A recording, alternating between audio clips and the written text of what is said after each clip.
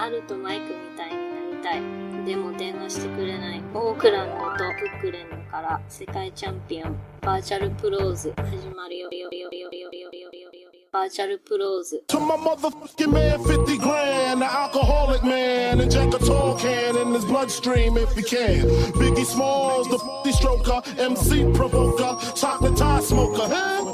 I like to max and Maximas and Acuras. Your girl butt cheeks, I'm smacking. Huh? The raw rapper, spine snapper with the little, cause all my lap a shot, the ball, I ain't your fucking comforter. And if I ever fall in love, I bet I'm fucking her. Episode 117 of That World Champion Sound Vrtl Pros Podcast.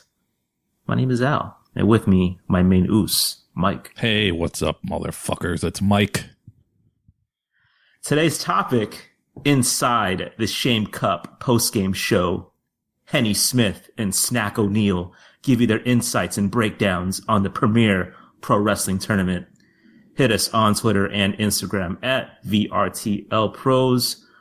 Subscribe to us on iTunes. We are at 99 reviews. I think 97 of them are glowing. I think one guy was a Ryback guy, and he was out for his boy. And I respect that. But if you want to get us to 100, that'd be fucking sick. Also, hit us on Spotify. What else do we got? We got the Discord. And if you want to participate, if you have any burning questions for your boys, hit us at virtualpros64@gmail.com. We got a couple of emails, Mike. You mind starting off with that first one? Yeah, sure. The first one's from Joe Supposed to. It's the episode 116 email. Hey, woman hating Alan Carter's dad. Stoked the Shame Cup is finally upon us. A strong field ripe for the taking by free ticket merch beggars. Cody is to blame for this, though. He said yes once and it opened the floodgates. The blood is on his hands. I almost thought about convincing young Ed of Pod Van Dam of writing a think piece about Eric Shelley versus Scott Taylor being a forgotten classic to score that mystery gift, maybe next time. I like the idea of a coffee table book of the history of wrestling shirts, but there may be more money to be made in a Time Life series of books detailing this, like books on just individuals, good Christian and non-cheater Terry Funk, or specific era, aka Attitude Era. You can really milk the rubes for all they have. I'm still working on my zine of deleted tweets from you problematic fans and faves. Don't worry, I remember your racist tweet about Jinder Mahal if no one else does. Joe, aka still wearing a mask not just to hide my acne and teeth, aka hoping some make it back from Slab City, aka content in knowing this email is making at least one person sad. I should point out that the thrift store jobber showed me that Jim Cornette, of all people, wrote a merch book about, I think Memphis wrestling. I think like old-timey Memphis wrestling. That's all merch from that area and time period. And I don't think it's like super easy to find, but it's also not super hard to find. It's just one of those things where the price kind of fluctuates. But it seems interesting. I'm thinking about buying it because I found like a relatively cheap copy, meaning like under $30, but I really don't like buying books to just have if it's something I don't really super love. So I don't know, but I may buy it. So I guess somebody did try for at least one thing. So it's possible that, there could be more, individual, like specific eras or territories of merch that could work out. Man, you really started something with me hating women on the last episode, Mike. It's really unfortunate.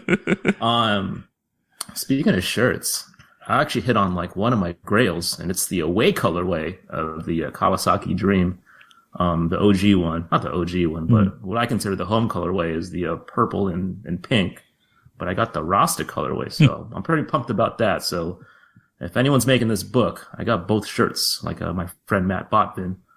What else? You're making a zine of deleted tweets? Damn, you're a cop, Joe. What the fuck? Next email is from John, titled AEW Shit Losings. So back before everything went to hell, you'll probably recall this thing on Dynamite where the camera would intentionally seek out any dude losing his shit doing the oh my fucking god hands on their head expression, and it seemed like the most corny, forced shit imaginable.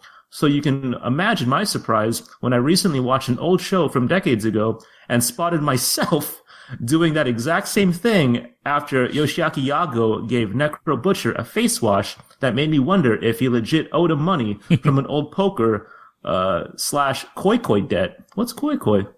So the question is, in these jaded times, is there anything that could conceivably make either of you guys react like this at a live show? I can't really think of too many things myself. Maybe that one indie show where Vince McMahon showed up and did a run-in, or perhaps if AJ Styles kissed another dude on live TV. Anyway, wanted to pose a question. Thanks, y'all. Bar Mark, a.k.a. Zach Carls Jr. Hands on head is like my go-to surprise move, so I do this a lot at Kings games, either when I see an amazing play, which is rare, or when they fuck up, which is very common, so I do this a lot. Times I've done it at wrestling? I mean, I'm sure I've done it, like, at the Tokyo Dome, not to flex, but I'm flexing.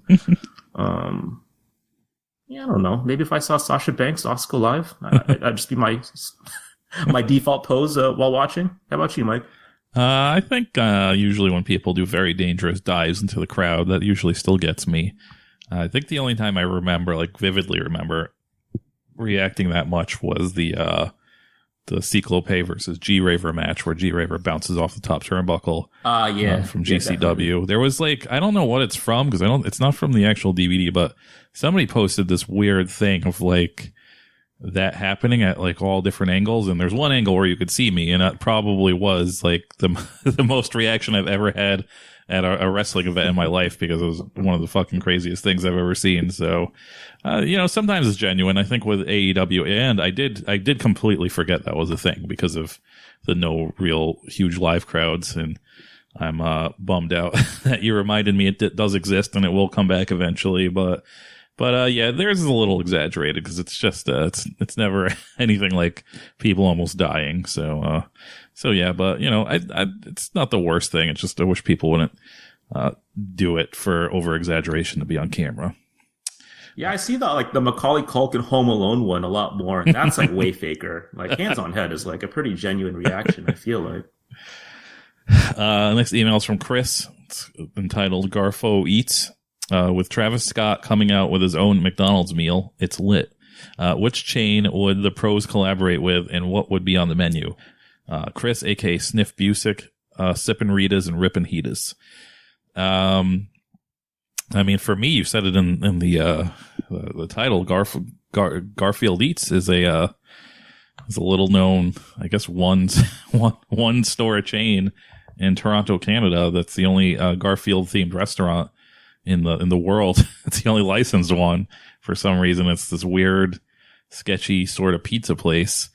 And check out their Twitter sometime. But that would probably be my dream collaboration. I've said this on Twitter, and I'm very serious. I would like to one day make a combination of Gato Move and get sponsored by Garfield Eats and call it Garfo Move, and open one of those so I could have the first American Gato Move franchise and also the first American Garfield Eats franchise and combine them into one thing. And I think it would be a huge hit. There's something else. That Travis Scott McDonald's meal is just like, it's the corniest shit, man. You think so? It's just like, dude, I don't know what your like window of time was when they did like some big promotion at McDonald's, and I can't even really think of mine, but the first, I mean, I was a little older, but I can't imagine like, I mean, I guess I wasn't that old, but like when the Shack Burger came out, if it was just like, oh, it's just a quarter pounder, but it also has bacon on it, I'd have been like, fuck, man. Like, I want like a big spectacle. Like that's the era I grew up in, when anytime there was a promotion, it was like a spectacle. And this dude just has like a regular cheeseburger that has bacon and lettuce on it, which is like, it's fucking lettuce, and French fries that come with barbecue sauce, which I've been doing my whole entire life. So I don't know, man. It just seems like, again, I'm old, and I think in my era, somebody doing like a promotion with McDonald's that's supposed to be like this cool rapper is super lame. Like, it's fucking McDonald's. That's what cops eat. Why are you doing this? It's stupid. If you're not gonna have, like, they did the clothes thing, which is cool, I guess, but even that, it's just like clothes with McDonald's logos on it, and people are like, oh, this is hot. And it's like, no, it's not, man. Like, You wouldn't buy this if it was at Walmart. This is fucking ugly, and it's for fucking McDonald's. Like, what the fuck is wrong with everybody? Jesus Christ. So I do like the presentation of the clothing on the website and stuff, but I just don't know. I think people have lost their fucking minds. And, McDonald's, I think they have a decent amount of money to make some like real promotion with like a real burger that's special and shit like that. So I don't know. Yeah, I was hoping he'd go a little more sicko mode than just putting fucking bacon on a burger, man. Like, he had the entire menu. Like, for me, if he had, like, flipped the Egg McMuffin, which to me is the fucking Mercedes, that is the gem of the McDonald's menu, and did something with that, or like the McGriddle, any breakfast item menu, it was right there for the taking. With regards to the clothes, yeah, man, those Egg McMuffin boxers, I don't know about that. It's a little wild for me personally. If I had to collaborate with a fast food chain, Jollibee, come on, bro. What would I do, though? That's the question. Huh. Well, I'd have beer there for a limited time only, I guess. Some San Miguel. I would take spaghetti off the menu because I'm just kidding. That would not make Mike happy. No. Let me get back to you on that, Chris, for sure. Next email. Last email is from... There's also a question in the Discord I'll get to after this email. For sure. Titled Bubble. Heya. So depending on when you drop this episode, the Vert bags in charge are now responsible for my next bubble tea order. What flavor should I get? Guide me. Excuse me. I lurk in a wrestling forum every now and again and notice people saying that Giant Baba ruled, he could do it all, etc. Is there one Giant Baba match I have to see? Okay, guys, I'm out. Have a great weekend. Hey, you too, man. Daniel, a.k.a. Dr. Security Bagner Jr., a.k.a. the one-man gochujang, a.k.a. AKAs are so hard to think of. I get why you stopped doing them. I mean, we just kept using the same ones over and over again. I just didn't want to say them anymore. I'm not a big boba guy. I mean, like, if I have to get one, I'll get one, no problem. But if is it your first time? If it is, maybe get a honey lemon. I'm not a big fan of the milk tea at all. I also like a mango juice with some boba as well. I think the real draw though for boba spots is the snacks though, like that popcorn chicken and some egg waffles, like unbeatable. So that's what I would go with personally. Giant Baba must sees. Yeah, for anyone that says he could do it all, don't listen to them. That's ridiculous. There was a tag match, I think, with him and Stan Hansen versus Misawa and Kobashi that was really good. I think that's the best Giant Baba match I've seen, but that was like 23 years ago. So maybe time is, kind of clouded my memory, but that's the first one I could think of. As far as bubble tea, it's not a thing I go to that often, but when I do get it, I do get pretty plain flavors like milk tea, as Al just said. I like milk tea. I like pretty much tea flavors of tea when it comes to tea.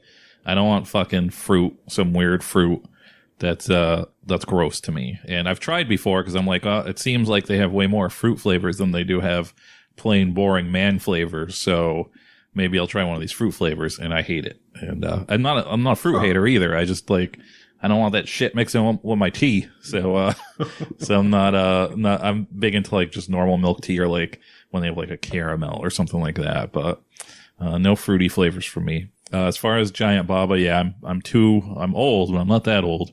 I think any Giant Baba I've seen is when he's basically like a comedy guy at that point. I'm not even going to pretend like whatever teens are pretending on the internet that they've seen some fucking 1970s Giant Baba, because they probably haven't. So I'm not even going to pretend, but yeah, I just remember him from like comedy matches. I can't imagine watching Giant Baba and thinking, man, he can do it all. And then typing it on the internet. Yeah. Imagine the cap. That's like, ridiculous. Yeah, his only move was a chop. I mean, like I said, I'm sure like in the 70s he had maybe 3 or 4 more other moves, but his big move was a chop. So, the Discord question is from JXPXA. I don't know. That's not even a name. What's up, guys? 2 questions since I've been re-listening to old Vrtl pros that I've never listened to. 1, I have uncovered that Mike semi-manifested Raw Underground back in episode 52. Mike, how do you plan to atone for your sins bringing this upon us? 2, Al, it seems like you fell asleep during live wrestling a few times. Is there any wrestling you slept through that if you could go back in time, you'd have someone trip over you trying to get out of the row to go to the bathroom and wake you up so you could have seen it? Thanks, boys. Keep up the good work. I meant to go back and listen to see what this is that I've manifested. The only thing I could think of is that predictions episode we did where I said that there would be like a hardcore tournament. But I wouldn't count that as anything close to Raw Underground. So I really don't know. If I did manifest this, if I did say something closer to this, Raw Underground is definitely not how I imagined it because it looks really corny. They took the corniest approach ever to do this, just like they do with everything. But this is, I don't know. They could have made it a lot grittier. They could have made it like one camera instead of 7 cameras. Cutting from camera to camera, like I don't know. There's still no explanation of what's going on. Maybe there is. I don't watch WWE, but I don't think there's any explanation of why they're doing this. And I'm sorry if I did manifest this, but I don't think it was really my idea. Thinking about times I fell asleep at wrestling. Okay, the first time, the most infamous time, was at Korakuen Hall, and that was at Dragon Gate, and yeah, I don't even remember the match that I fell asleep on, so no, I don't regret that at all. The second one, and this is going to sound justified, this was at the Onita show with my friend Mike there as well, and it was Masada versus Shane Strickland, I believe, and they were wrestling for real. Like Masada was like doing like fucking hammer locks, and I was fucking out like a light. Speaking of Travis Scott. And I don't think anyone can blame me for that. And I don't think anyone's ever talked about that match since then. So I feel pretty justified in my sleeping personally. And that was the emails. If you have any questions for the World Champion Sound, hit us at virtualpros64@gmail.com. And you can also ask us questions in the Discord as well. There's a little subsection called Questions for the Show. We'll get to them. 2-man scramble time. I got 3. So in the past couple days, AEW, they picked up Tainara and Miro, aka Rusev. And so I think like it's inevitable that in the future AEW is going to part ways with some people. Like I guess I already have, right, with Jimmy Havoc and Bea Priestley. Yeah, that doesn't really count though. They can't get back in the country. They just can't come to America, right? Yeah. They still cut them. Yeah. But if you had to pick one probable AEW cast-off to show up at the Full Sail Zone, who are you going with? That's so tough, man, because I think all the people that they probably should cut from AEW are not going to be back in NXT. Like Sean Spears, he's old. He's not, obviously. I don't think he's taken off like they wanted him to, so I don't think he would show up. Those library people, I mean, maybe, but I don't think anybody would care, so I don't know why they would re-sign them.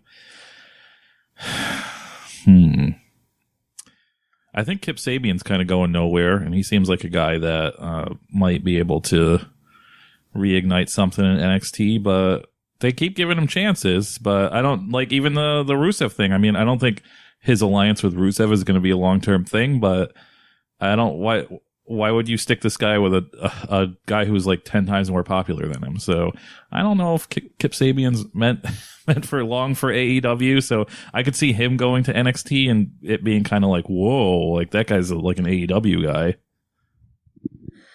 Who was the guy that got in like a ton of offense on Kenny Omega and the internet went fucking ape shit? Like, I think this guy's really good, man. He got a lot of moves on Kenny Omega. Oh, like, was it Alan Angles? Fight.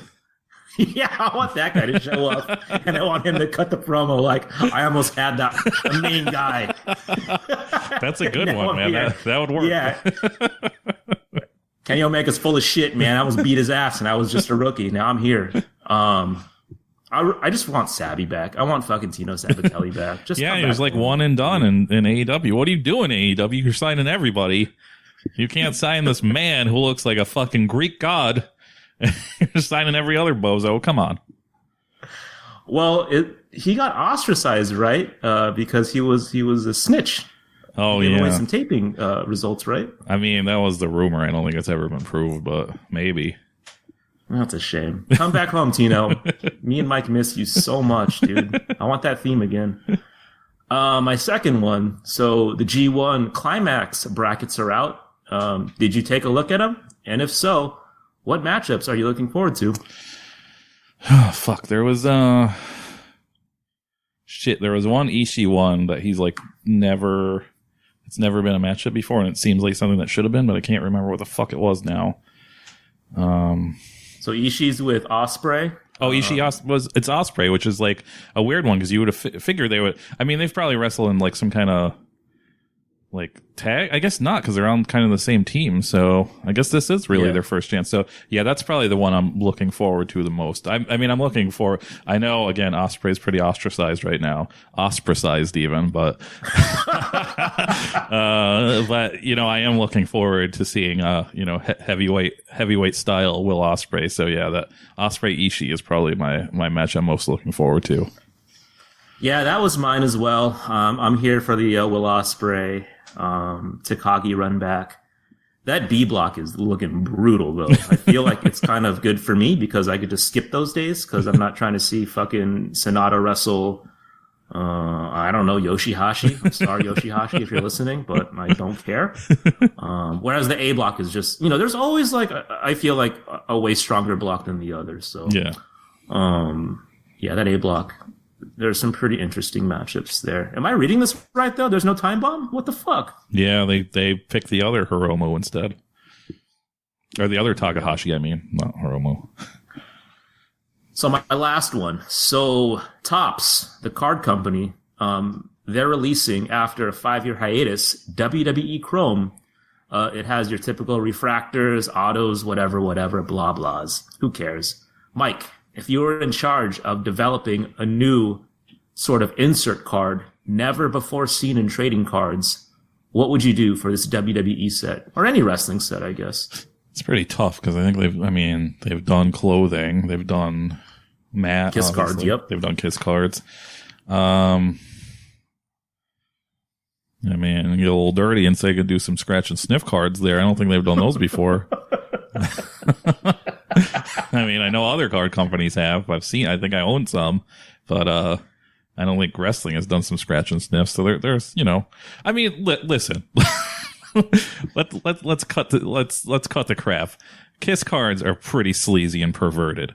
Are you telling me that a card with, like, you know, supposedly a woman's perfume sprayed onto it, where you scratch and smell the perfume and you smell like what Bailey smells like, is really worse than a Kiss card? I don't think so. So I'm gonna go with that. Just pillowcase cards, dude. Just one of ones. Little hair follicle cards. Just some hair with scotch tape on it, taped to the back of a card. My goodness, that wins. I mean, my idea was you would just make one-of-one cards for like every superstar, where like they either have to follow you on your social media, because that's what every fan wants, I guess. Man, that's a good one. Or they have to wish you happy birthday publicly. I think people would just be buying fucking hobby boxes by the caseloads. My real idea, if I was AEW and I was developing their card set, you just have to make a one-of-one Cody card where he grants you any wish you want, and they would be able just to buy any talent afterwards. Yeah. I think that would just, people would line up like they do for basketball cards these days if that was an actual card. Cody Genie.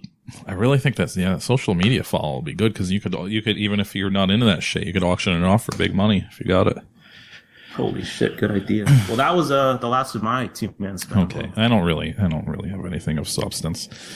First is when we did last episode, we did books, and we were talking about what books or magazines or whatever of wrestling stuff we would like to come out with. I completely forgot about this one that I've had in my head for a while. And it doesn't even need to be a book. It could just be a long article even. But I'm really, and this is in the least sleazy, perverted way possible, but I'd really like to see like a real thorough investigation of like the evolution of Japanese women's wrestling attire. Cause it's just like, it started off where they're just wearing like one pieces, and they're all wearing one pieces. And then like it got like theatrical for a little while, blah, blah, blah. But it always seems like, even the stuff they wear now, it's it's different color patterns and stuff, but it's relatively the same shit. It's very tiny shorts with like useless straps and like a very tiny pleather top, and they all wear it, and it just seems like it all evolves at once. Like they all just move on to the next thing. So I don't know, maybe there was like there's a in between period where they're testing stuff out, or if there's like a guy who just shows up and he's like the wrestling outfit guy, and he's like, this is what I have for this season, look at this stuff. And they're like, that's what we're going with. We're going with the 2-piece pleather bikinis this year. Like I don't know how it works. It's always very like the designs on them, obviously outside of the one pieces, are always very interesting to me. So I don't know. I'd like some kind of in-depth, non-perverted talk about that, of how this comes about, how they evolve. I would buy that book for sure. Yeah, and like I said, it doesn't even need to be a book. It could be a fucking 20-page article. I'm sure you can knock it out. But the thing I say that while staring at this Bikiniing 9 issue. If you're interested, DM us, and I got you. I'm not going to open it. So yeah, brand new. This also kind of was a little foreshadowing for the mixtape segment too, actually. But yeah, I think it would be tough to get something like that even translated into English if this came. But it's a dream of mine. Speaking of books I would like to see, this has nothing to do with wrestling.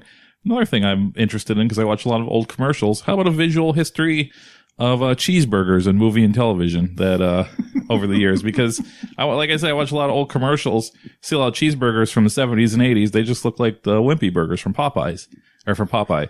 And now they're all beefed up and stuff. So I don't know what happened. Like, I like those old looking burgers better than the new ones. I want those old Wimpy burgers back. So let's get a visual history of that. You just want a patty and 2 pickles, Mike? Is that your dream burger these days? The thing is, it's not my dream burger to eat, but like visually, I'm like, yeah, like I'm just like, that looks great, but not visually to eat, but just to stare at.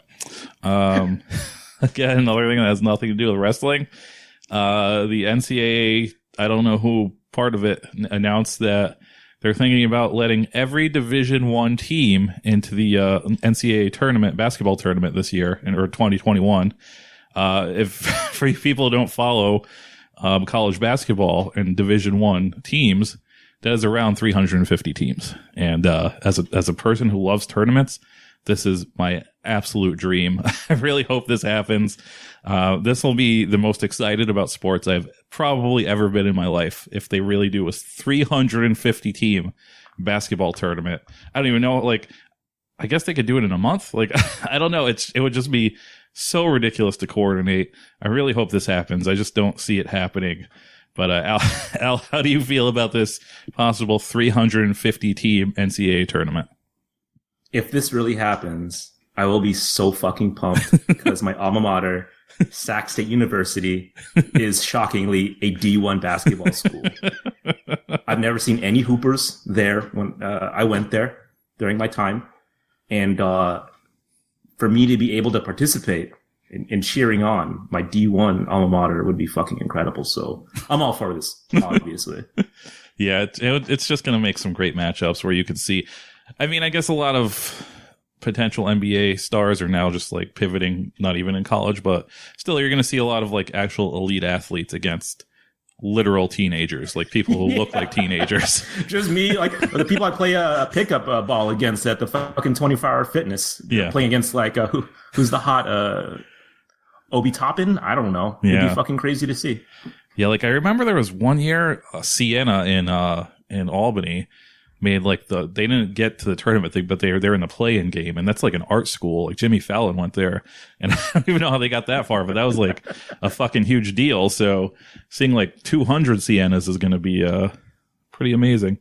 I think it was Siena. I could be thinking of Albany College, but either way, just for the jerseys alone, dude. Just for the jerseys alone, I would definitely love to see that shit. Yeah, and this is obviously they want to do this for money, and it makes sense. Like they kind of canceled last year, and these schools unfortunately make money off the backs of unpaid labor. But this is kind of a good way to make your horrible blood money. Is let these little schools be a part of it too. Yeah, I mean, that's really it. Like, I think the only thing else I have to say is it's very light for me is because I just really hate wrestling right now. I like doing Pain Pigs. I like putting together wrestling, watching old wrestling. I like talking to Al about wrestling, but it's just like all of the COVID stuff and people just still trudging on. And I kind of knew it was going to go from let's do shows that are safe to it's safe to just do them inside. And that's where we are right now. Is we're starting to get inside wrestling shows, and it's just like, man, like I'm gonna just be stuck in my house until next June. Like it's just like pretty shitty. So I'm kind of down on wrestling now. Not old wrestling, but modern wrestling. So I don't really want to promote any modern wrestling, basically. Where I'm just like, I don't want to talk about any shit because I don't want to give them any of my time or money. But so yeah, I think for future episodes, probably going to be more of a slant back to how it started, more on older wrestling than modern wrestling, because I'm really upset by wrestling, I guess you would say. If it hasn't been that obvious, I haven't watched wrestling for real like in probably 4 months. So I'm with you, Mike. That's totally fine with me. If you just want to talk about old Hayabusa matches, yeah, I'm fine. Yeah. Here's what I do with wrestling these days. Is Io Shirai on? No? Okay. I'm going to do anything else with my time. What figures came out this week? Oh, there was a new Razor Ramon Target exclusive. I like that. But everything else I don't give a fuck about. So we can totally just talk about Mike Awesome and Giant Baba and how we could do it all. That's totally fine with me if you want to do that. Oh, speaking of which, I gotta say, I saw that, not a toy guy, but I saw that Io Shirai new WWE doll, and man, that's like spitting image. It's real good. That's I think you're getting a real bargain for $20 or however much that costs, because it's like, well, some of those things look fucking goofy, but that one is like, especially the women ones, but that one is pretty spot on.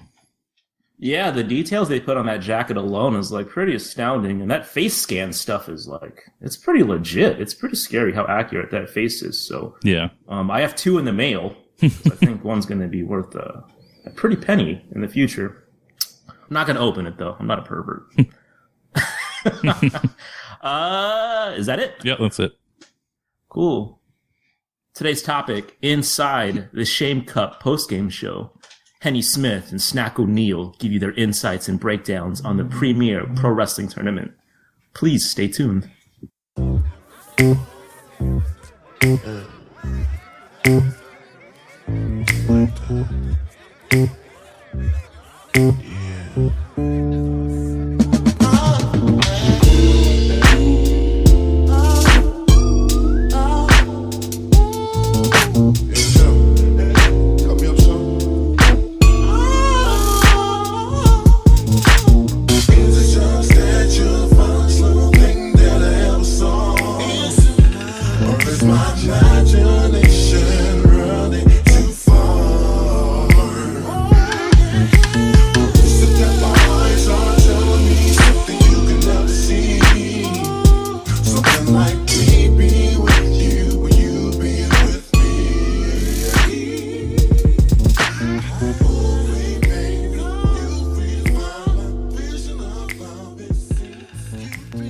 Okay, we are back here on Virtual Pros episode 117.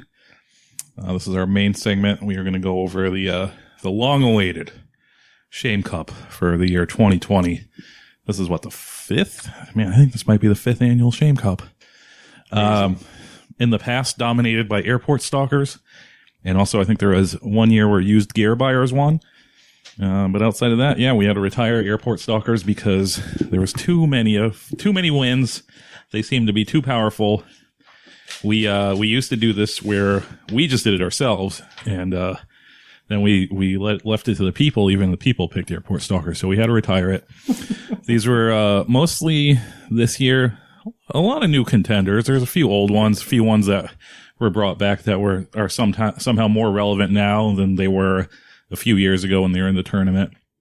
I guess I meant to, actually, if you guys don't know, if you for some reason you missed the last 5 years of Virtual Pros, this is like a tournament we do to find the most shameful fan in wrestling. And, we usually do it through Twitter polls. So if you missed the Twitter polls, that's how this came about. But I meant to, write down the percentages, but I forgot. to see how big of a route it was or not. But it doesn't really matter because I don't think any of these were like super close. I think there were some that were within 10% of votes, but for the most part, these were all just like somebody running away with it. But yeah, I guess I'll just go over the whole thing.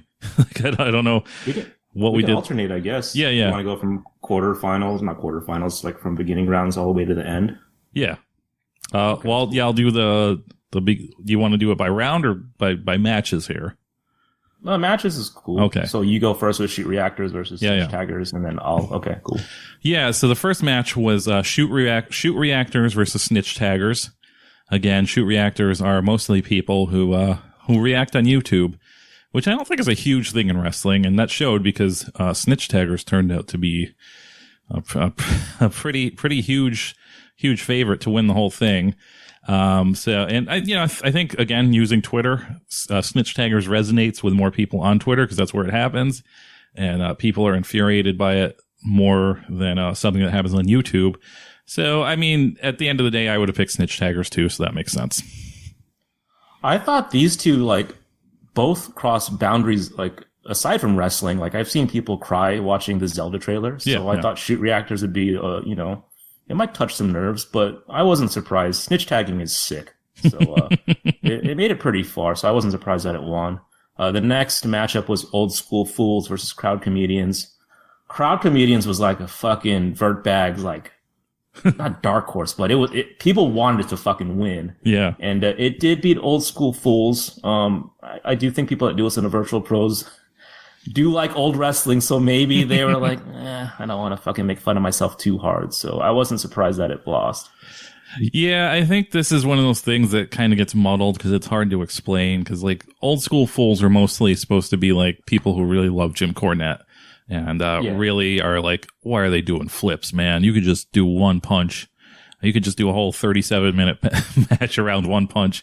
And I just don't understand that mentality. I like old wrestling, but not that mentality. And Crowd Comedians, it seemed to be something like, I think we put it in the tournament a couple years ago for the first time, and it seemed this was a lot of people who actually go to wrestling shows, very, very big favorite to win. So this was an easy route, I think, for Crowd Comedians. The next was front row standers versus fans with gimmicks. Front row standers is a thing, again, that really only affects you if you actually go to shows and you're down in the front row.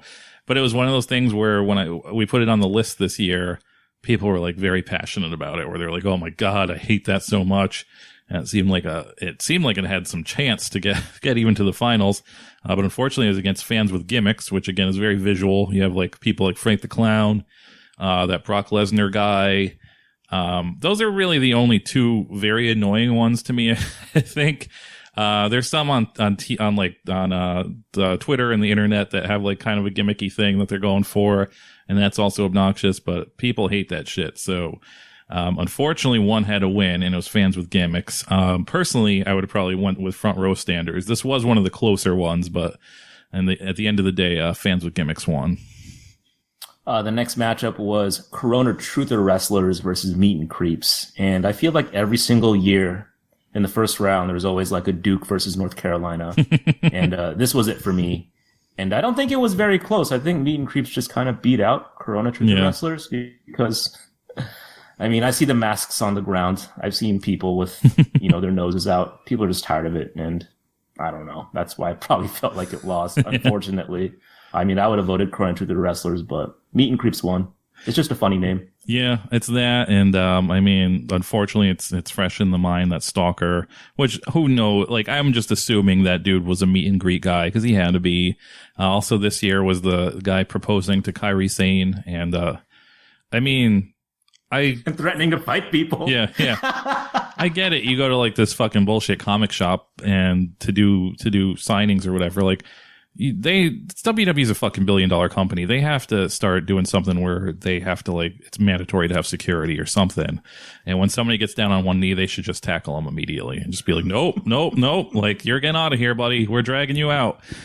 So that's fresh in people's minds. I do think if we waited a couple extra weeks after they announced this 3-day, indoor all-day wrestling festival that's going on, maybe a few more people would have voted for Corona Truther Wrestlers, because it seems like wrestling promoters just do not want to believe in the coronavirus, especially in America. Other countries, they seem to be doing their part, but here it's just like, I don't know. They need to make that extra few $100s a month, I guess. So yeah, I think I would have probably went with Corona Truth or Wrestlers at the end of the day, but I understand why Meet and Creeps won. Well, we'll see. They went very far. Next one is Thirst Responders, aka kind of like Reply Guys, versus the Safety Police. I can't remember what spurred the Safety Police back into everybody's minds, but there's been a lot of again, it just happened again.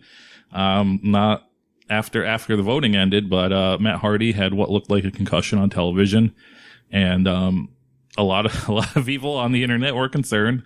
Tony Khan, the owner of AEW, came out and said he didn't have a concussion, and everybody said, "You're lying. That's fake news." And I didn't want to tell those people that's exactly what masked people do. They don't want to wear a mask. They just, when somebody like an authority says you got to wear a mask, the people say, "No, you're lying. That's fake." You're doing the same thing. Again, I hate to keep harping on it, but why do you care if a dude has a concussion when you're just like letting people like watch wrestling in public, when literally any smart person in the country is like, please don't do things in large groups. Please don't do things in large groups. So just being concerned about one guy having a concussion, which happens all the fucking time in wrestling, is just like, whatever. But, yeah, that's why I think Safety Police is always on people's minds, but can never get it done. And once again, Reply Guys is a thing on Twitter, and a lot of people, a lot of women, of course, can really relate to this because it happens to fucking everybody. And, definitely a favorite to go far. So easy for Thirst Responders, I think. Yeah, I think Safety Police, they've kind of lost steam. I haven't seen any. They should wear helmets. Whatever I'm trying to say here. I haven't seen that sentiment on Twitter as of late. So, and nothing unsafe has happened until that Matt Hardy thing. So, yeah, people just don't like perverts, man. Next is Craft Wrestling Enthusiasts versus Ratings Analysis. Ratings Analysis won, but I'm kind of surprised because it's not even really a battle anymore, right? Like, AEW is just beating NXT's ass. Like, is it really that fun? It's like watching, I don't know, just a wash every week. So I don't understand why there's still enthusiasm about it. Whereas Craft Wrestling Enthusiasts, it's kind of limp. So I'm not surprised about the outcome here. Yeah, that's another thing where it's kind of hard to, it's kind of hard to explain that Craft Wrestling are just, people who just need to only be into the weirdest, most obscure shit and never give credit to anything that's something that more than 20 people have seen. So the people that think Giant Baba could do it all. So it makes sense they didn't get, I didn't expect them to go very far. Fuck, I was trying to find this tweet and I'm going to give up, but there was a good ratings analyst tweet today that was really something. Just this guy in all caps, just like, they did it again. They're 38-2 and blah, blah, blah. And it was just like, oh my God, man. Like, these people are just, they think this matters to anybody, to any human being that this matters. So I think, ratings analysis have been in the tournament in the past, and I think it always gets shit on, but this is the 1 year where they're back, baby. This is really happening. The next match was Promotional Hardliners versus Free Ticket Beggars. Promotional Hardliners is another thing that's kind of been invented by this AEW versus WWE thing, where there are people who are like, oh, WWE is the best, and other people are like, AEW is the best, and it's just like, fuck, man, like, you need to get a bigger scope of interest in your life. Free Ticket Beggars, however, and I kind of stretched this out to just any beggars on the internet. It's kind of, again, evolved with AEW, where I think somebody probably earnestly asked Cody for tickets because his son was sick or something like that. And it snowballed into a lot of people doing it. And as I noted last episode, somebody was trying to say that, he was mad because he couldn't find the AEW dolls at Walmart, and his daughter just had spine surgery and she would have been really excited to get those dolls. And it's like, dude, I think you would have been really excited. I don't know if your kid would have cared at all. So I'm glad that sentiment got out because it was hard to explain. And at the beginning, a lot of when we first announced this tournament in April or whatever it was, I don't think a lot of people understood it, but it gained some traction, as you'll see. So they won this handily. The last matchup of the tournament was not safe for work wrestling accounts. So like your Alexa Bliss's butt Instagram worship pages versus watermarkers, where people will put their tag on videos, scans, etc. And I was shocked by this outcome personally. This was the upset of the tournament, I feel like, because I think someone put it pretty well. Like, if you had to talk to a stranger and you explained what you did on the internet, I'm 1000% going to say, yeah, I scanned these old magazines and I put virtual pros on them. Like, I did something, and I don't run the Bailey Butt account at all. So for not safe, wrestling accounts to lose to watermarkers, it was something to me, man. What did you think? Yeah, that was another one where I think when we first announced it, people were like, I don't fucking care about that. But something must have happened in mainstream social media and stuff where this has really ticked people off, because it definitely gained some steam in the past few months. And even in the next matchup, people were like, I can't believe watermarkers didn't win again. And it's like, really? But it seems, I don't know what happened within the past few months, but it seems people are really upset about watermarkers. And it's probably, I'm sure it's just more than just the realm of wrestling. I know, like, people were mad at, like, the Fuck Jerry account, yeah, you know, because they would just take other people's memes. I get that, because they're, like, actually making, like, millions of dollars and aggregating content that's stolen. Yeah. But for you to to get mad at, like, someone that, you know, put their name on a giant Baba scan, I don't know, man. It's weird, but I think people are just fucking fed up. I'm gonna get into this again. This is another thing that I'll talk about in the mixtape segment about shit being fed up. People are getting, like, just fed up with everything. Like, we're getting so much shit stuck down our throat, and it's just like, man, do you really need to fucking share, like, a picture or video and put your own stupid fucking thing on it? Can you just show me? Like, what the fuck? And I think more people are getting fed up. Next is the quarterfinals. So Snitch Taggers went up against Crowd Comedians. I would have probably went with Crowd Comedians with this, and I think it's just because, you know, the live experience, but people really hate those Snitch Taggers. I think it's just like, I think when people do it, it's very tone deaf. I think in their minds, they think they're, well, not everybody who does it, but I think a lot of people think they're helping somehow, where they're just like, oh, you know, this person really needs to see this. They need to see this immediately, or something like that. I do think people do it for vindictive purposes, but Crowd Comedians are actually, like, the worst. So I would have won with Crowd Comedians with this, but too many people hate those Snitch Taggers. Probably the same thing for me. Like, you're ruining, like, an experience that I paid for. So that would have been my thought if I had to vote for this. So I was shocked a little bit. The next quarterfinal was Fans with Gimmicks versus Meet and Creeps. Perversion always wins in the Shame Cup, and I wasn't surprised. I think I'd rather be a Brock Lesnar guy than the Kyrie Proposal guy any day of the week, so not shocked at all.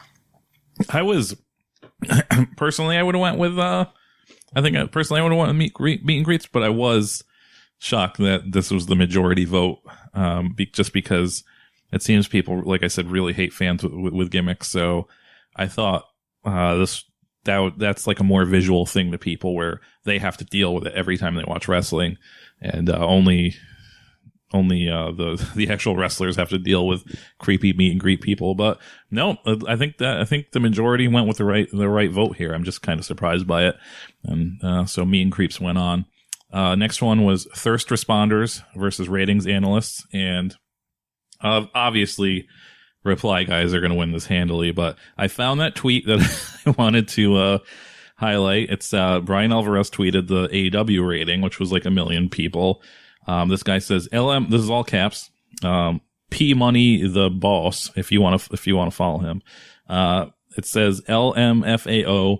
Take that, WWE fanboys. AEW ratings continue to increase while Raw is sinking more into the mud. Thank you, Papa Khan, for making AEW a good show. Will great matches and storylines. A bunch of emojis. Man, it feels good to be all elite. And then it's a picture of the Ghanaian funeral procession with a NXT logo on the casket. For me, anyone that has anything to do with money in their screen name or email address is a fucking loser. So I am selling cards these days on eBay, and the most painful experience happened by someone named Big Bala, whatever. And he was like, hey, can you make sure you're going to pack those correctly? And I'm like, yep, everything's sleeved. He's like, hey, did you ship yet? And I was like, nope, you haven't got a tracking number. And I was just looking at this guy's screen name, and like this was just like a lot of base cards, so like junk. Yeah. And he emailed me incessantly, like 4 or 5 times a day. And then he said that his mom took a picture of the cards because she opened the package accidentally. And I was like, huh. So she opened a box with, her name wasn't on it, but it was yours. And she took a photo of it, huh? And she sent it to you? That's interesting. Where was I getting at this? Oh, yeah. Overall, people with any money, anything with money in their screen name, or clothes, especially clothes, you're a loser. Don't do that. Where was I here? Beggars versus Watermarkers was next and last in the quarterfinals. E-Beggars won, of course. Yeah. I mean, anyone that panhandles for anything, I think, is just shameful. So, especially about wrestling, man. If I was going to ask for anything, it'd just be money, not fucking the Young Bucks dolls, you know? Just me. Yeah, once they made it past the first round, I was like, this is it. They're going all the way. People are on board. They realize how cringy this is to do this and how exploitative it is to use your possible real child as some kind of, I don't know, some kind of thing to dangle in front of a wrestler is, he's sick. He needs these tickets real bad. So I'm glad people are on board. So, easy win. So then the semifinals was Snitch Taggers versus Meet and Creeps, which I think was both of these semifinal matches are big ones, but this one I had no idea which way it would go. Like I said, I didn't write the percentages down, but I think Meet and Creeps still won pretty handily, which was kind of a surprise. I think they won by at least 15 or 20%. Again, I think the people made the right decision. I just think this year was a bad year for this type of shit. So they won, and people got over people just snitch tagging on Twitter, which doesn't really affect anybody. So good win for the Meet and Creeps. I agree. I think inducing a fight between two people on the internet versus skeeving out anybody is not really a fair fight. So yeah. I wasn't surprised here with the result. The last semi-main was Thirst Responders versus Wrestling E-Beggars. This could have gone either way, personally. Thirst Responders, like I had said, I just can't imagine saying like good morning or nice salad to anyone on the internet and just thinking that's an in. It never works. Versus Wrestling E-Beggars, like I had said, I mean, just to use your social media and try to guilt people into giving you shit, especially about wrestling, is so weird. So I didn't know which way it would go. But Wrestling Beggars took it. I don't know what the percentage was. I think it was, I feel like every matchup, it was kind of a runaway. So yeah. I don't think there was Beggars, no love in 2020. I don't think there was any match definitely separated by less than 10%. I think it was probably less than 15 or 20%, honestly. It was, okay. Yeah, it was pretty big margins of winning. I know last year there was ties and shit, and that did not happen this year. So yeah, the finals was the Meet and Creeps versus the Wrestling E-Beggars, and even though Meet and Creeps do affect probably more people mentally and emotionally, I was still like, man, I hope the Wrestling E-Beggars just pull it out. This would be a very big victory, I think, for awareness, to be like, don't do this. This is bad. Because, everybody except the creep knows the Meet and Creeps are bad, but this Wrestling E-Beggars thing is kind of a new thing. So I was like, this is good. We're going to nip this in the bud already. First year, it's going to be done. But, unfortunately, Meet and Creeps just in a complete wash, just, destroyed Wrestling E-Beggars. I still think a runner-up in the Shame Cup is nothing to not be proud of, or I guess you would say it is nothing to be proud of, actually, because this is a horrible thing. But Meet and Creeps definitely, on the same tree as Airport Stalkers, so I think overall is a very worthy winner. I think you could have did this tournament 10 times, and we would have had at least 5 different winners, because there's just so many strong contenders. But I'm happy with the results, though. I was going to say the cousin of Airport Stalkers, it takes it. And I was not shocked at all. This was probably my pick to win between that and the Corona Truthers. But Yeah. I'm with Mike. I was very happy with the outcome of the tournament. I guess we can close this out by talking about 2021.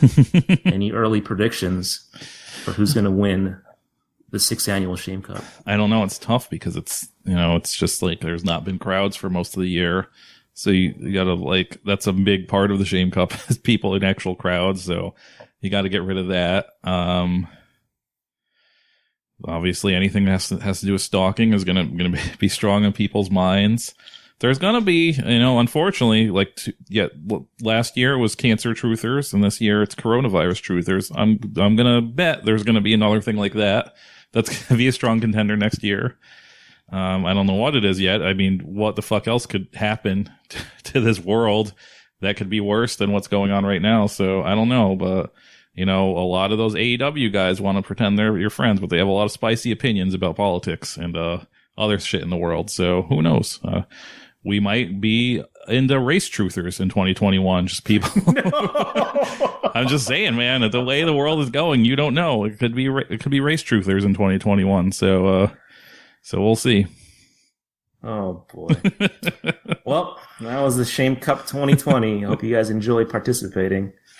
Up next, what do we got? We got Sabu. We got two phones Scorpio. That's me. I'm not wrestling, but two Cold Scorpio is. We have Road Rules, Candice LeRae, and a collection of Japanese Joshi Puroresu. Please stay tuned.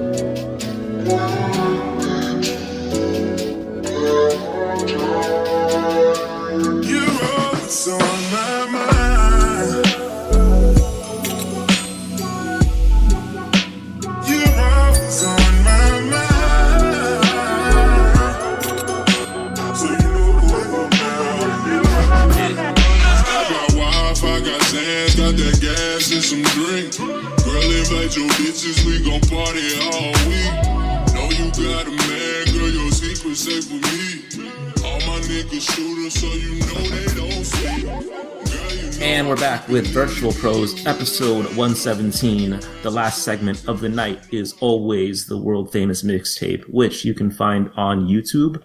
You can type in Virtual Pros mixtape, it'll pop right up. If you have any suggestions for any wrestling related clips or matches that we should watch, please hit us at virtualpros64@gmail.com. The first match or clip of the night is mine. And I picked Sabu versus Two Cold Scorpio, ECW Hardcore Heaven, 8/13/1994. I forgot that Sabu, he used to come out to like fucking Stevie B freestyle music, because I just associate him like in my head with that saxophone like rock theme, which I don't hate, but I don't really like it either. Like I wouldn't play it in my car or anything.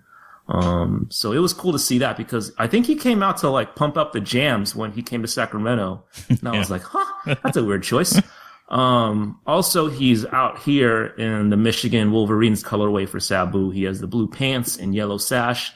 I've never seen that. And he's from Bombay, India.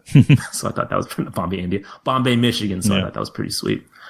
32 seconds into the clip. And you see like a plume of smoke at the bottom of the frame. And I just imagine that being Mike recording Virtual Pros and breaking the law with some kids. I fucking laughed really hard when I saw that. So like the first quarter of this match, like they're doing wrestling. And like I start to doze off, as I typically do. But Scorpio, he lifts Sabu up by his sash. And then he hits what looks to be like one of the most violent pile drivers I've seen in quite some time. And like, I'm shocked that this didn't put Sabu in that Pitbull 1 like neck halo. It was fucking crazy. And I know that the Kawada Gonzo bomb, gets lauded as one of the most, holy shit moments ever. But like to me, when I saw this, I was like, wow, Sabu's still alive. That's crazy. So if you are assembling a neck porn playlist, put this on there. It's worth it. Halfway through, Joey Styles, he calls this one of the most competitive bouts he's ever seen. And mind you, this is 1994, which is arguably like the greatest year of pro wrestling. And Joey Styles is fucking lying here because this isn't so great aside from the wild pile drivers. Later on, Sabu, he gets his receipt onto Cold Scorpio and he hits a fucking Owen driver on a chair, which was fucking disgusting. And then Two Phone hits a tumbleweed right after, which is crazy. Like the height he gets on this thing is something to see. In sum, like all the big spots were really cool, but everything else was pretty ass. This was like the ultimate Sabu match. What did you think? Yeah, some of the same notes as Al. But first off, this reminded me, this was a little after Sabu's Hannibal Lecter entrance, but it was still when he was doing I'm a wild, crazy man, you can't contain me entrance, and he's just like runs to the ring, and it reminded me, no one does a good crazy guy entrance anymore. And I know we're more we're more reality based now, and I guess obviously right now it wouldn't have the same effect because there's no crowds, but I mean there's Fatu who does independent stuff. He sort of has a crazy guy thing, but not like Sabu did, or really like people like Leatherface or anybody like any of the kind of gaijin in Japan back in the 90s. So there needs to be more crazy guy shit. As Al pointed out, there is somebody smoking in the front row, and this is 1994. So I was like, this might be legal. This might have been legal to just straight up smoke a cigarette in the front row of the ECW arena in 1994. If anybody can confirm or deny this, I assume it was illegal, but I'm pretty sure 94 was still cool to smoke inside buildings. So, yeah, if anybody can tell me if you're just allowed to rip heaters while watching wrestling back in 94 at the ECW arena, let me know. Those blue pants and yellow boots that Al mentioned, I thought it was a good color combo because this is Michigan, but I think he had, Sabu had a worse, fashion tailor, like, I don't know, like whoever he buys his pants from, because these look real fake. It looked like he just had like that tarp that you put over your pool or something on his pants. Like they're just like real, like plastic looking. And so his boots looked like that too. They looked like real cheap plastic boots. So, maybe he just spray painted everything. I don't know, but it just looked real cheap. Al did not mention this, which is pretty crazy. There was, a part where Sabu, I don't even know the name of the actual move, but Sabu does a proto version of that move where he runs and steps on the chair, onto the top rope and springboards to the outside. He did a real sad proto version of that. And even Joey Styles is like, this is the first time I've ever seen anything like that. It's like a sad version, but I was like, whoa, this is like literal history right now. This is the first time he tried that move, and it's just like a very bad version of it. But if you want to see the origins of that kind of springboard to the outside, the chair assisted springboard that Sabu does, this, I guess, apparently the first time he tried it, and it's, not a lot to write home about, but interesting to see. But yeah, overall, like Al said, it's not the best match. It's 1994, which was a little before peak ECW, so even the crowd is kind of chill. Sabu's still new. Too Cold Scorpio is just, a guy that was always in that version of ECW, I think. So the crowd is just like, I mean, this is hardcore heaven, but it's not like it was on pay-per-view or anything like that. But it was kind of a chill crowd. It's cool to see, like, for nostalgia reasons, just that, like, I don't know, that whole visual of that era of ECW, it always brings me back. So it was cool to see that. It's cool to see the proto version of one of one of Sabu's signature moves.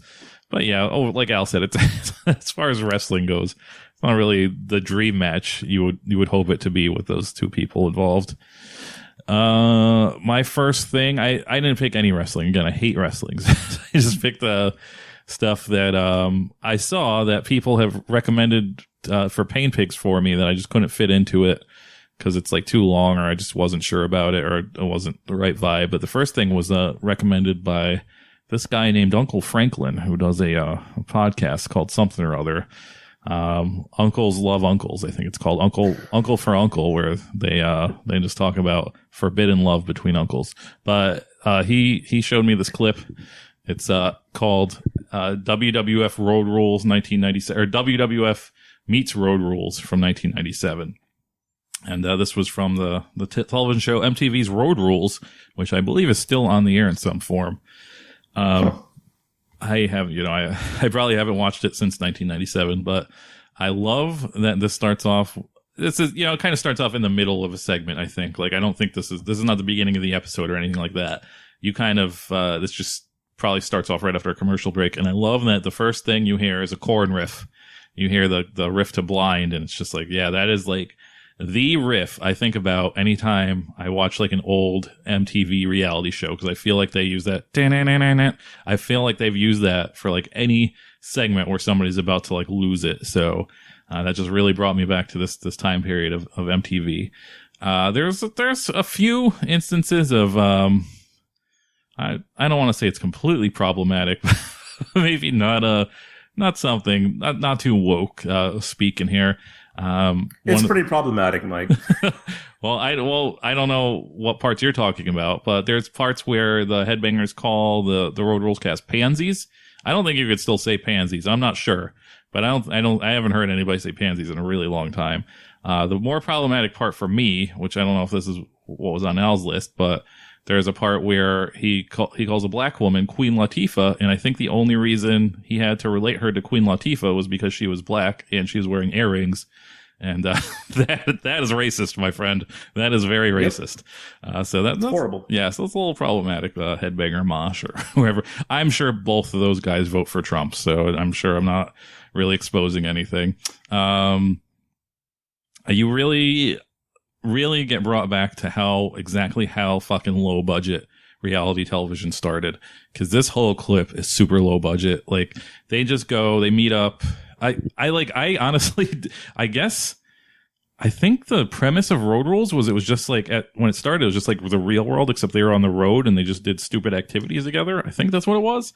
And that's kind of what this is, where they just show up and I think it's some in your house in Canada, and they show up, and like, it's the Headbangers and Savio Vega, and they just take them backstage. The Honky Tonk Man's just back there chilling. He doesn't seem to know what the fuck is going on. It's not like very well produced. They're literally like in this shitty dressing room that's in this shitty arena, and they're like pretending to make them do like jumping jacks and shit. And I was just thinking, like, man, if they had any setup like this in any show now, it would be so modern, it would be so scripted. They would bring them to like some nice facility, but this just looks so low rent. So it's pretty interesting to see, because you don't really get to see stuff like this anymore, and it's mostly because this whole entire time, this whole 10-minute segment, there's bed music of so much licensed music being played. Like, every big song from 1997 is being like used as bed music. And this is, I don't know what MTV was thinking, where they were like, we could replay these if we don't use all of this licensed music, but they did not give a fuck. So shit like this is kind of lost forever. But yeah, it's just like, if you just want to hear a soundtrack to 1997, like, as far as MTV is concerned, this is worth it just for that. Also, the tracking on the bottom's pretty bad throughout, and halfway through, you see whoever's recording this brings up the tracking and fixes it, and it just goes right back. So that was a pretty cool touch. I like that. I think the tape was permanently fucked, though, and there's nothing they could do about it. This is very strange, because it's just like I said, they meet up, they make them do exercises, and they teach them. They're kind of exposing the business here. They're doing a lot of stuff I would not expect WWF would allow a show to show in 1997. Just, how they're falling, just doing all this shit. And this all leads up to them doing an inflatable sumo wrestling match, which takes no actual wrestling knowledge or skill to do. So it's just real weird. It just shows you how janky 90s reality shows were. I wish it was more back to that than what's going on now, because now it's so fake. But this is a cool dip back in time, even if some of it was problematic. Mike, did you have an MTV VJ crush as a kid / teen? And who was it? No, I was never, I liked Duff a lot. So that was like later on. Yeah, I was a teenager. Yeah, Duff was probably my number one. Suchin Pak for me. Good grief. Suchin Pak. So the Road Rules cast is given a property of WWF shirts to work out in. And that was like one of the biggest like t-shirt design tropes in the 90s, I feel like. Fucking property of. There was like a property of Old Navy t-shirt that I used to fucking have. I remember property of Gap was big in my school. See? But in 2020, maybe the New York office like looked at those shirts and they just took it literally with the band on Twitch and Cameo. Like, no.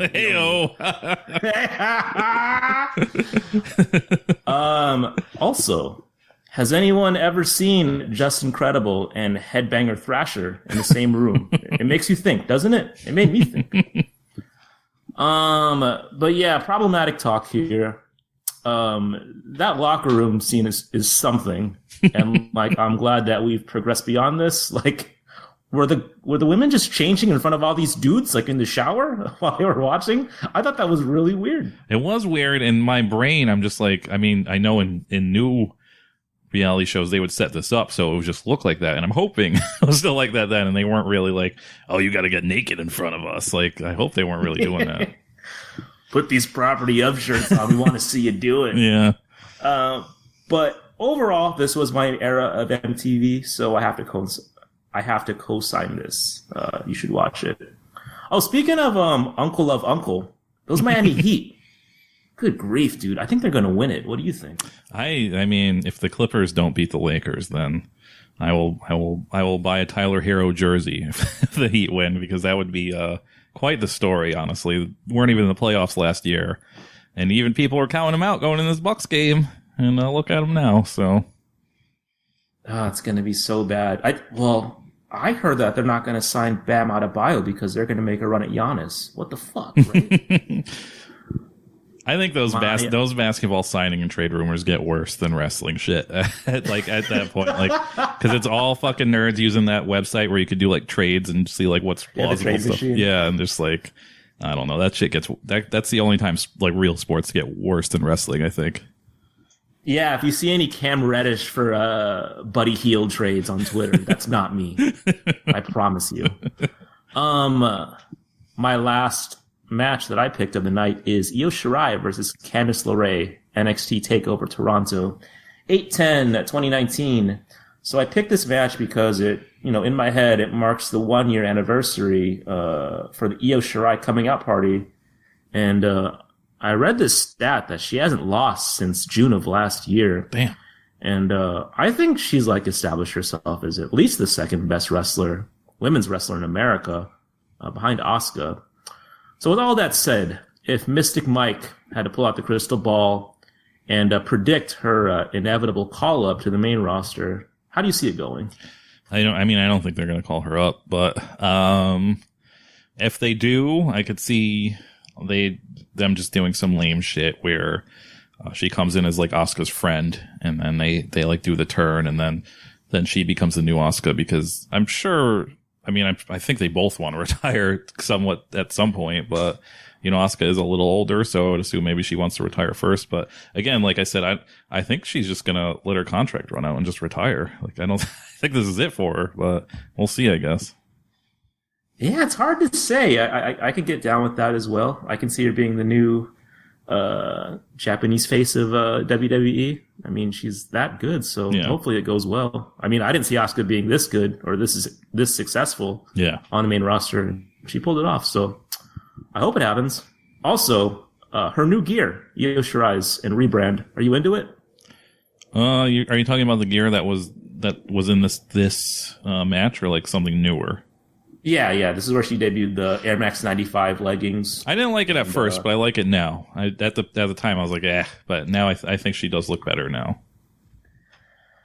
So anyway, if you forgot, the reason why these two women are fighting is because they used to be best friends, and I wish we just had 1 year where we don't have best women friends turning on each other.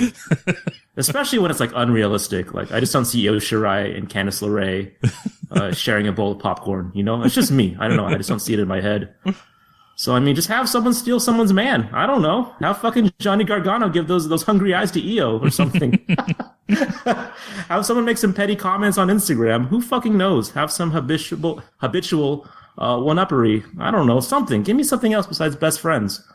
Anyway, the match summary is that this is a pretty differently paced Io Shirai match for me.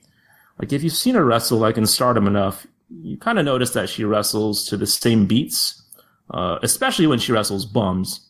But in this match, like, she really showed out, and it makes me think, like, for her video game debut, like, she has to be, like, the most overpowered offensive, like, lady in women's wrestling history. Like, she has to be, like, the Kenta Kobashi in VPW of any game she's in, once it happens. Because in this match, she's in her bag. She does the air raid crash, Spanish fly, all kinds of wild-ass shit. So you gotta do it, 2K. This is what you have to do. Make her super overpowered, like Bo Jackson in Tecmo Bowl. But overall, I think this is definitely Candice LeRae's best match in NXT, and probably the second best EO match behind the Sasha Banks one, which I really liked.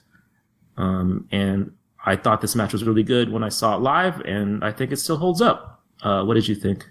Yeah, I completely forgot about this match. I don't know. I mean, I definitely watched it. It just feels like NXT was decades ago the last time I watched it. So, I gotta say, I've always hated all of the secondary nicknames WWE always gives their wrestlers, like the Architect, and now he's the Monday Night Messiah, and whatever the fuck they call Roman Reigns. And it's just like, he has one name, man. Just stick to that.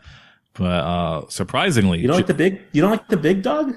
No, I don't like any of that shit. Just call him fucking Roman Reigns. I don't like. Why are you doing this? It's stupid. It's not like when your friend's like nickname, I don't know, is like Lenny or something. Like, it's not like, oh, it's Rome. It's Big Rome. It's like, it's the big dog. No one calls other people that as a fucking nickname. No one calls people the Monday Night Messiah. It's just fucking stupid. But for whatever reason, the Joshi Judas is number one on my hate list. I hate this name. I hate when fucking Morvinello says it. It's stupid. It's the worst, the absolute worst, the most hated secondary nickname WWE history for me. Just wanted to point that out. There's a part where Candice LeRae puts Io Shirai in the octopus hold, which very sexy, by the way. But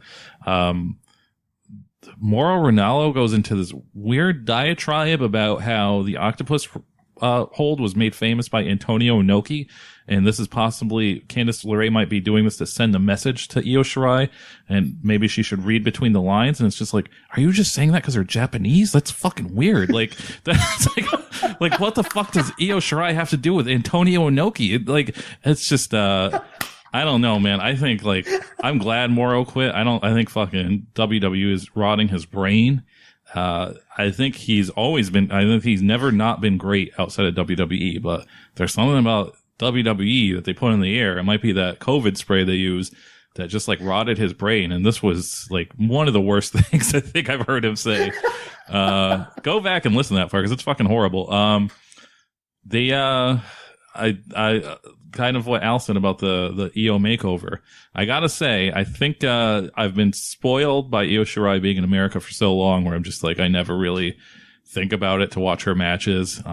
So it's like kind of WWE kind of ruined it for me, but she definitely got a lot more athletic in America. I'll say that. So, and you know, in Japan, she's in a, what you would call a visual promotion where they, they kind of rely on being attractive and beautiful and stuff like that. So it's pretty crazy that she came to America and just got hotter. So that's one thing WWE did for her.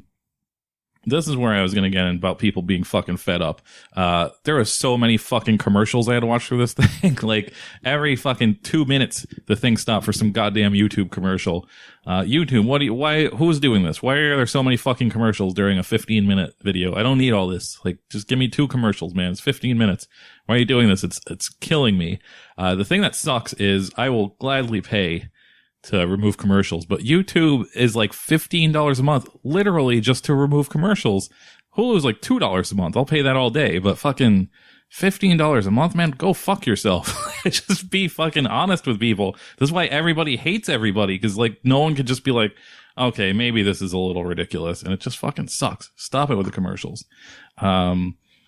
There's Io hits a top rope Spanish fly on Candice LeRae, and Candice kicks out at 2 or something, and Io does the most ridiculous theatrical overacting faces I think I've ever seen in a wrestling match.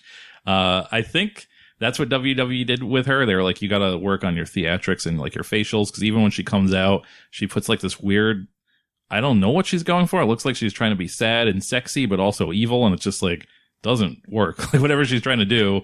And then she's doing these weird, like over exaggerated faces. But, I mean, it's funny looking. I rewound it because it was funny, but I just think it's well, maybe she's not the best at everything. I don't think she's the best at that. My last note was Koji clutch. Pretty sexy move. But overall, yeah, pretty good match. Kind of forgot about it. Definitely check those things out that I mentioned because they're pretty funny. Last thing of the night is somebody posted this in their Discord and I can't remember who, so I cannot give them credit, but thank you very much because when they posted it, I didn't know if this was like some viral thing, but it only has like 150 views, so it's obviously not very viral. It's just called My Collection. Oh, sorry, I just burped. Oh my God. I'm gonna fucking... This is the worst night of my life. I can't believe I just burped. Oh my God, this is the worst. Anyways, excuse me. I can't believe I burped. We can edit it out, Mike. It's fine. I'll text you the timestamp right now, bro. Don't even worry about it.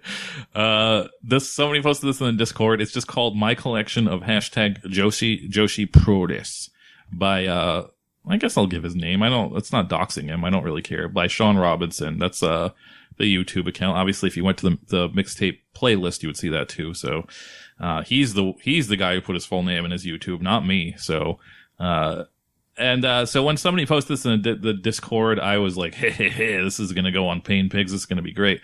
But spoiler alert, I didn't put this on the mixtape to make fun of it. I thought this was like a pretty interesting video. So, this is, I'm not trying to fucking shit on Sean Robinson or anything. I honestly thought this was a very interesting video. With that said, I'm probably going to do some little poking fun here and there, but I did think overall, this was a video I put on for interest and not for comedy. First off, he's in, the video begins, and he's in a room. I don't know what part of this house is. This could be a bedroom. This could be a spare room. I don't know what the fuck it is, but there's like a top shelf wall, like from the ceiling, starts at the ceiling, goes down a DVD shelf of just like, I don't know if they're all women's wrestling DVDs because I've seen his other videos and he seems to be into like Godzilla and other shit. So, but it's a lot of DVDs. It covers like, one whole DVD shelf going across one whole big wall. And there's some posters, some Joshi Puroresu posters. And, I'm not going to lie. Sometimes I picture that Al has a room like this because I know he buys a lot of stuff. I don't know where it goes. Like you got to put it somewhere. So, so I imagine Al's room like that's like this probably be a little more, categorized, but I don't doubt that Al has a room like this somewhere. He could probably address that when he gets to speak, but, I knew this guy was good. He was a good guy when, he did not try and pronounce, Puroresu and he just said pro wrestling. Right there, I was like, this guy's a good guy. He might be a little like, he might have an eccentric hobby, but he did not try and put emphasis on that word. So he's a good guy. So that was cool. The first thing that might strike you. So yeah, the whole video is him kind of going through his collection, mostly just, programs and magazines. He shows like a few other things, but honestly, for 17 minutes, it's like you could have stuffed a little more in there, but still interesting either way. But there's a part where he gets a shipment, like while he's recording, of some DVDs and a hand towel. And it's like, I know how much those DVDs cost. Even used, they're not cheap. And that seems to be his main thing is getting these DVDs. And it's like, man, dude, you're buying the one thing that's free on the internet. And, they're, those are like $30-$40 a pop before you even get to the shipping. So I'm just thinking, how rich is this guy? This guy might be the richest guy in the world that's collecting Japanese women's pro wrestling in America because he's just wasting it all on DVDs and a tiny hand towel too. And it's not like shipping's cheap either. There was multiple pet food bowls on the ground. That means I think he's a cat guy, so that's pretty cool. He's not completely alone because I think, no offense to Sean, but a lot of the vibes of this house is a man ready to be alone with his time. There's a lot of this stuff is on display, and it's a lot to explain to a lady, I think. Get a lot of good, nice magazine flip throughs in this. A lot of, you're a little pervert. You want to spend $120 on some Shirai PG-13 porno book. here, you know, you get a little taste of it here. You see what you're paying for. You could put it on. I think you could do half speed on YouTube if you want to like crank off before you even buy it yourself, before it's even on hand. You could just crank off to this guy's video. So that's cool. He also shows off. He has the program from the infamous Stardom show where Yoshiko fucks up Act Yakusawa for real. And that's pretty cool that guy went to that. That's, it's kind of a historic thing. He also mentions how, there was no real meet and greet after because, most of the women went to the fucking ambulance to see what was going on. But he does mention that Io Shirai stuck around. So, she obviously favors money over any kind of sisterhood she has with these women. No, I don't know. I'm sure they forced her to stay because she was probably the most popular, but that's a pretty cool thing that this guy went to. He also shows off a Kana tote bag that Al sold to me, and I think Al also lied about the measurements on that, but you know, that happens. That's fucking bullshit, dude. I have the fucking photos right now. I am pretty sure you said this was something like 12 by something, and this is not 12 by anything, Al. You were lying. Maybe from the top of the handle. Stop the show, Mike. Stop the show right now. From fucking back. I'm so mad right now. Go ahead. Keep on talking, Mike. I'm looking for the photos right now. He shows off the CD, which I actually did not know exists. I knew there was a pervy video, but he shows off the Kana and Mio Shirai CD they recorded together called Sadism. And that's how you can tell this guy is just like a pro. He's not like a fucking virginal child pervert, because he doesn't even mention that the CD is called Sadism and it has 2 scantily clad women on it. He just doesn't even care. He's just showing the shit off in the YouTube video. And that's what I like. That's why a man with confidence about his perversions. And the last note I had is that he went to, the Mio Shirai, final show, and that program looks pretty cool. I'm gonna keep an eye out for that program. I'm sure it goes for a little more than I want to pay for it, but it looked pretty cool. It's cool that this guy, I don't know, he doesn't look like a rich man. He doesn't have a rich man's house, but he seems to have a lot of money to spend on Japanese stuff, and that's pretty cool. I do think, this video could have been cut a little, but if you're into this type of shit, it's not like a nervous 17-year-old, like trying not to like fucking ejaculate all over the cards or anything like that. This is like a grown ass man who is fine with his hobbies, and it's an interesting video. This guy said he uses that bag to lug an Xbox around. Yeah. So who's the fucking liar now, Mike? What are you carrying in there? That cannot fit an Xbox, man. Maybe it shrunk in the mail. Same bag. She didn't make 2 different sized tote bags. Maybe it shrunk in the mail. Maybe things are bigger in California. I don't know. So Sean, he's wearing a knit vest and a tie around the house, and as someone who has worn basketball shorts exclusively for the better half of like 7 months now, I appreciate the effort, dude. That's something. Also, I don't have any rooms like this, Mike, so to address that, I'm going to nip that in the bud. No hanging Joshi posters in my household. I do have something for you, though, Mike, I guess related. I'm a degenerate gambler, so if I set the line at 4 when it comes to how many things does Al own in this video, are you going over or under?